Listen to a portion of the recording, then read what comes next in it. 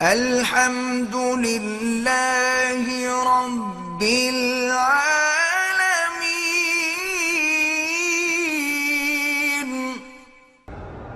15 جنوری کو میری شادی کی تاریخ مقرر تھی۔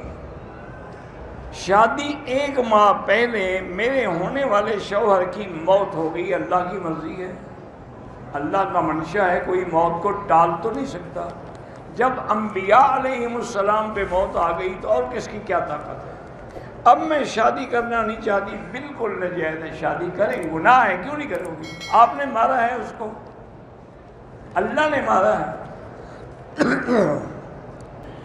میری بیوی میرے حقوق زوجیت ادا کرنے کے لیے مہینہ 2 مہینے راضی نہیں ہوتے، آپ دوسری شادی کر لیں۔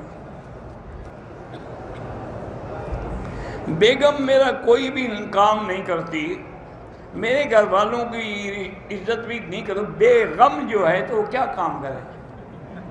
غم ہو تو کام کرے نا، وہ تو بے غم ہے۔ آپ کیا کریں، انشاءاللہ کبھی اس کو بھی شرم آ جائے گی۔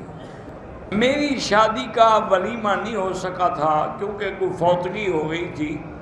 شادی کو 13 سال ہو گئے، 4 بچے بھی۔ اب تمہیں ولیمہ یاد آ رہا ہے؟ اب انشاءاللہ بچوں کا ولیمہ کرنا، اپنا چھوڑو، جو گزر گیا گزر گیا۔ اگر تعلیم مکمل ہو جائے تو نوکری کے لیے سفارش کروائیں، بالکل جائز ہے۔